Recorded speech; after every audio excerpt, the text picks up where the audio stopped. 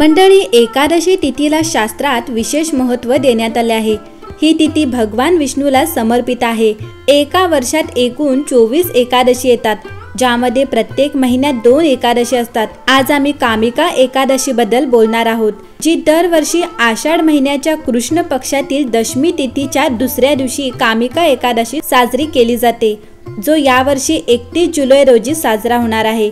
त्याचबरोबर ध्रुव योग आणि सर्वार्थ सिद्धी योग देखील या दिवशी तयार होत आहेत, त्यामुळे या दिवसाचे महत्त्व अधिकच वाढले आहे। यंदा कामिका एकादशी 31 जुलै रोजी साजरी होणार असून ती विशेष फलदायी ठरणार आहे। असे मानले जाते की भगवान विष्णूची पूजा केल्यानंतर आपल्या मनोकामना पूर्ण होण्यासाठी विष्णू सहस्त्रनाम आणि गोपाल सहस्त्रनामाचा पाठ केल्यास विशेष फळ प्राप्त होते। योगायोगाने या दिवशी ही सर्वार्थ सिद्धी योग कुमार आणि राजयोग असतील। चंद्र वृषभ राशीत असेल। ही तारीख 30 जुलै रोजी दुपारी 4:45 ते 31 जुलै रोजी दुपारी 3:56 पर्यंत असेल। उदय तिथीनुसार 31 जुलै रोजी कामिका एकादशीचे व्रत पाळण्यात येईल। या एकादशीचे महत्त्व असे की गंगा, काशी, नैमिषारण्य आणि पुष्कर मध्ये स्नान केल्याने जे फळ मिळते ते भगवान विष्णूची पूजा केल्याने प्राप्त होते। कुरुक्षेत्र आणि काशीमध्ये सूर्य आणि चंद्र ग्रहणानंतर स्नान करून सागर जंगलांसह पृथ्वी दान करून जे फळ प्राप्त होत नाही ते भगवान विष्णूची पूजा करून प्राप्त होते। जे चातुर्मासात देवाची पूजा करतात, सर्व देवता, गंधर्व आणि सूर्य इत्यादी त्यांची पूजा करतात। अर्थात ज्या लोकांना पापांची भीती वाटते त्यांनी कामिका एकादशीचे व्रत करावे आणि भगवान विष्णूची पूजा करावी। या एकादशीचे व्रत आणि भगवान विष्णूची उपासना पापाच्या चिखलात अडकलेल्या आणि जगाच्या महासागरात विसर्जित झालेल्या मनुष्यांसाठी अत्यंत आवश्यक आहे। पापांपासून मुक्ती होण्याचा यापेक्षा चांगला मार्ग नाही। जे लोक या एकादशीला भक्तिभावाने भगवान विष्णूला तुळशी दल अर्पण करतात ते या जगातील सर्व पापांपासून दूर राहतात। मंडळी, भगवान विष्णू तुळशीच्या डाळाप्रमाणे जसे प्रसन्न होतात तसे त्यांना रत्ने, मोती, दागिने इत्यादी दिले तरी ते प्रसन्न होत नाहीत। मंडळी, सोने, चांदी, दागिने यापेक्षाही तुळशीच्या रोपाला या पूजेमध्ये महत्त्व आहे। तुळशीच्या रोपाचे सिंचन सर्व मानवी दुःख नष्ट करते।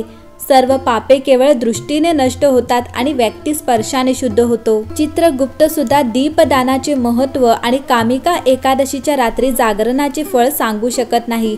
जे या एकादशीच्या रात्री देवांच्या मंदिरात दिवा लावतात त्यांचे पूर्व स्वर्गात अमृत पितात आणि जे तूप किंवा तेलाचा दिवा लावतात ते 100 कोटी दिव्यांनी प्रकाशित झाल्यानंतर सूर्य जगात जातात। ब्रह्मदेव म्हणतात की हे नारद, ब्रह्म हत्या आणि भ्रूण हत्या इत्यादी पापांचा नाश करणाऱ्या या कामिका एकादशीचे व्रत करावे। जो माणूस श्रवणाने कामिका एकादशीचे व्रत ऐकतो आणि वाचतो तो सर्व पापांपासून मुक्त होत विष्णू लोकात जातो। कामिका एकादशी व्रताची कथा अशी की एका गावामध्ये एक वीर क्षत्रिय राहत होता। एका दिवशी काही कारणामुळे त्याचे आणि एका ब्राह्मणासोबत भांडण झाले आणि त्यामध्ये त्या ब्राह्मणाचा मृत्यू झाला। आपल्या हातून मेलेल्या त्या ब्राह्मणाचा अंत्यविधी करण्याची इच्छा त्या क्षत्रियाने व्यक्त केली, परंतु इतर ब्राह्मणांनी त्याला परवानगी दिली नाही। ब्राह्मणांनी त्याला तू ब्रह्महत्येचा दोषी आहेस असे सांगितले। पहिले तू या पापाचे प्रायश्चित्त घे आणि पापातून मुक्त झाल्यानंतर आम्ही तुझ्या घरी भोजन करू। यावर त्या क्षत्रियाने या पापातून मुक्त होण्याचा उपाय विचारला। तेव्हा ब्राह्मणाने सांगितले की आषाढ मासातील कृष्ण पक्षातील एकादशीला भक्तिभावाने श्री विष्णूंचे पूजन आणि व्रत करून ब्राह्मणांना अन्नदान दक्षिणा देऊन आशीर्वाद प्राप्त केल्यानंतर तुला या पापातून मुक्ती मिळेल। ब्राह्मणाने सांगितल्याप्रमाणे क्षत्रियाने एकादशीचे व्रत केले। त्या दिवशी रात्री भगवान विष्णूने क्षत्रियाला दर्शन देऊन तुला ब्रह्महत्येमधून मुक्ती मिळाली आहे असे सांगितले। अशा प्रकारे कामिका एकादशीचे व्रत केल्यामुळे क्षत्रियाला पापातून मुक्ती मिळाली। मंडळी, आपल्या हातूनही कळत नकळत एखाद्याचा अपमान झाला असेल, एखादी व्यक्ती आपल्या बोलण्याने दुखावली वा दुरावली गेली असेल तर या व्रताच्या निमित्ताने त्या व्यक्तीला भेटून तिची माफी मागावी, तिला एखादी वस्तू भेट म्हणून द्यावी। मकर संक्रांतीला आपण जसे तिळगुळ देऊन गोड बोला म्हणतो तसे या एकादशीच्या निमित्ताने दुरावलेली माणसे जोडता आली तर उत्तमच आहे।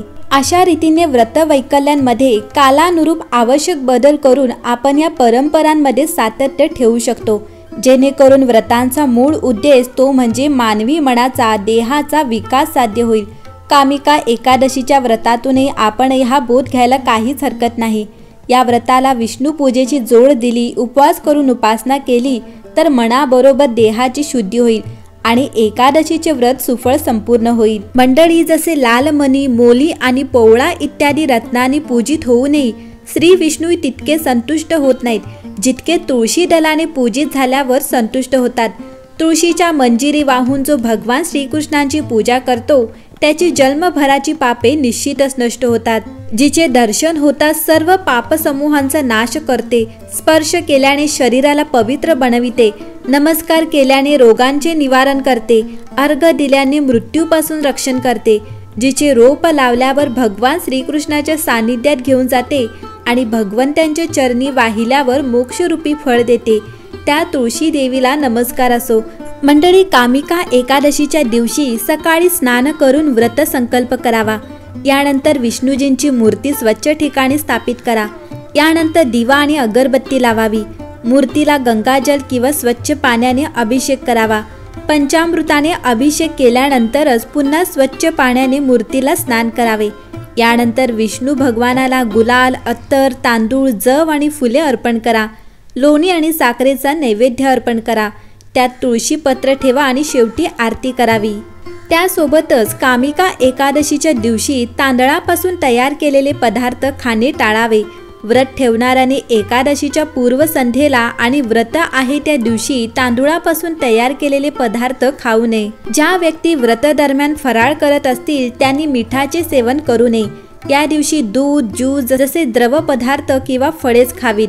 व्रत न ठेवणाऱ्या लोकांनी देखील या दिवशी तांदळापासून तयार केलेले पदार्थ, मसूरची डाळ, मुळा, वांगीसह तामसिक अन्न टाळावे। यासह या दिवशी मांसाहार आणि मद्य सेवन चुकूनही करू नका। या दिवशी ब्रह्मचर्याचे पालन करावे। एकादशीच्या दिवशी हे नियम पाळल्यास व्यक्तीची संकटापासून मुक्ती होते।